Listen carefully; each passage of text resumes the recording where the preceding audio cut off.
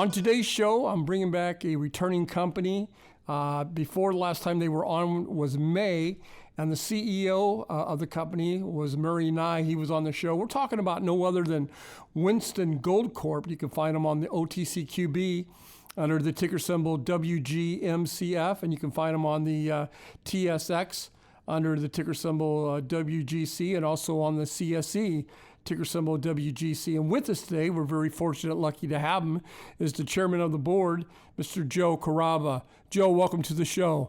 Thanks, Everett. I appreciate having me on today. Thank you. You know, last time we had Murray on the show, he brought my listeners up to date a little bit. If you would, give me your background and how you got involved with Winston. Sure, I'd be glad to. Well, I'm a 40-plus year veteran in the mining industry, worked in a variety of different minerals around the world. I have an undergraduate degree in geology with an MBA. I was fortunate enough to work for Rio Tinto for 22 years in a variety of operating roles.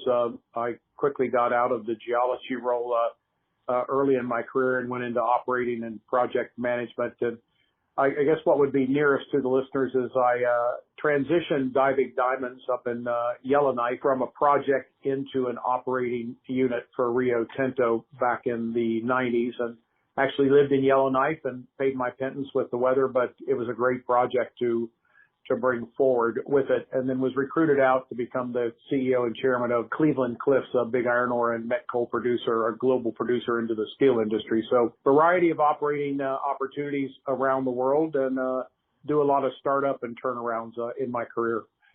You know, before I get to my next question, I just wanted your personal thought on this. Did you ever think you was going to see gold at $2,000 an ounce? No, you know, I didn't. I was on the Newmont Gold Board for 9 years until last June, and once we consummated the Gold Corp deal, I resigned and retired from Newmont to get into the junior world of gold and precious metals with it. You know, the predictions have always been around, Everett, but also when I jumped into Winston, you know, our financial modeling was at $1,150 an ounce, and the project financially stood up very well, even when we took all the risk into consideration. So $2,000 gold is great. You know, there's all kinds of predictions out there for it to move forward. Right. Through all of the latest Fed policy, monetary policies, the shakeups in the world that are going on, you know, gold continues to hang in there. It comes up and back to $2,000, $1,900, and $50 or $60. And you know what? That's a healthy price for any of the miners. So it's nice to speculate about the future and gold going higher.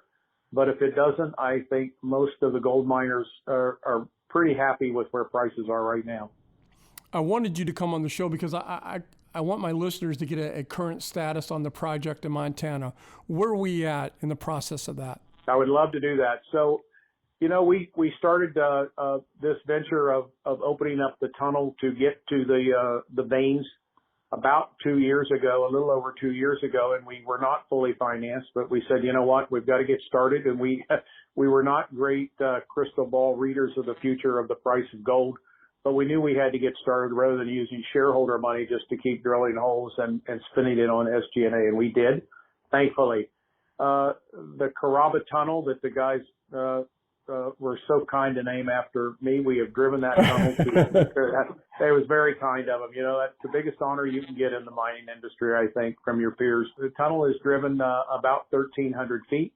We are on the two veins that we discussed. I'm sure Murray did before, the parallel and the Block 93, and very close to the Custer vein with it. So we are on ore. We're starting to haul the low-grade ore out that's right in front of us until we get into the richer veins that we see with the drilling that we have ahead of us. So we are actually bringing the gold out and stockpiling it on the mine site as we speak. And we'll continue to develop, obviously, the ore veins as we go through and bring the gold ore out as we go. On the mill site, as you know, in March, we contracted a small custom mill that had been sitting about 35 miles away idle for a number of years, fully permitted, with a lined empty tailings pond as well. It's a closed circuit system, so environmentally we're in very good shape from a permitting standpoint.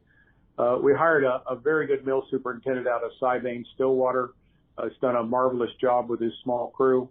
So we are about 90% complete on the rehab that we had to do on a mill that's been sitting idle for this long.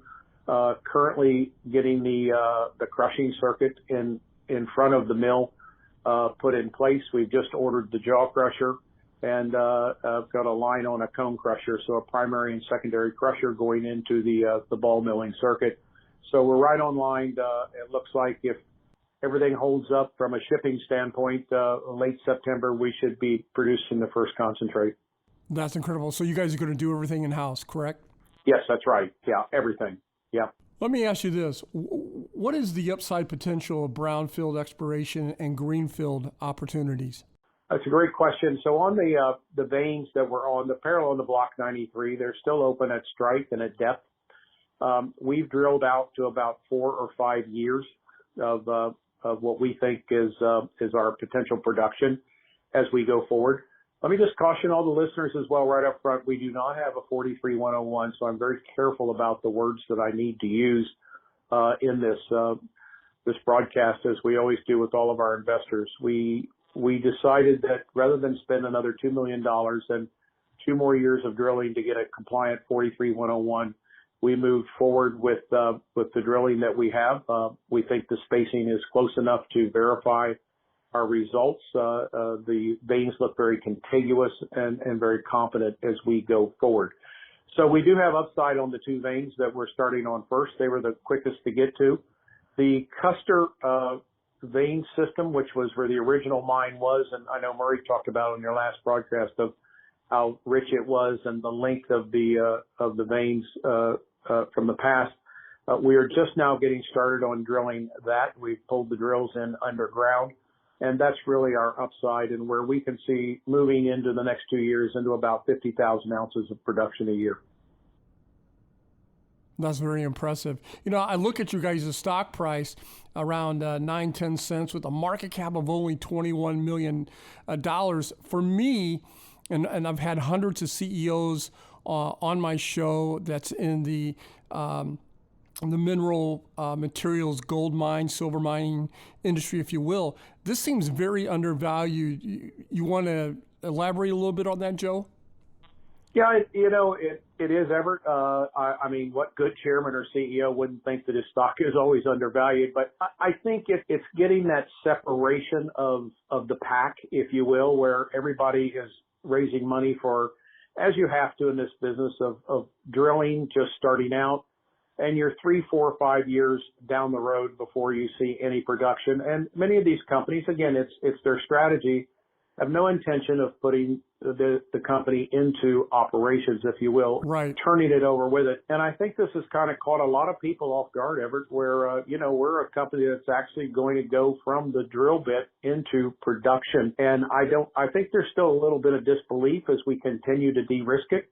But when that first concentrate comes out, I think it just puts us in a whole different category of a producer versus a junior wannabe, if you will, or explorer that goes with it. And we just need to be patient, and we need to just separate ourselves from the pack and continue to show people we're going to do what we said all along we were going to do.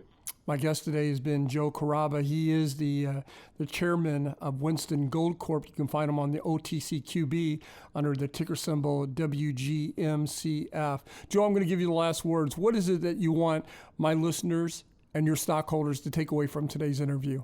I think for the shareholders, and I'm also the largest shareholder, so I can speak for this, is look, we want to get this project into production. We want to start producing. We try not to overpromise on anything we do. We're very transparent on the opportunities as well as the problems that we may have. We are not speculators. Hopefully you can hear from the discussion I've had today. I'm pretty conservative. And we will really live by the results that we produce for the shareholders with it. We're not looking for, while there is upside, and we will do that diligently, we're also looking to give a good return back to the shareholders while these gold prices are so high. So that's what I would give to the shareholders. And when I talk to any of them, I would give the same information to anybody that's listening today. Joe, I want to thank you for stopping by and coming on the show.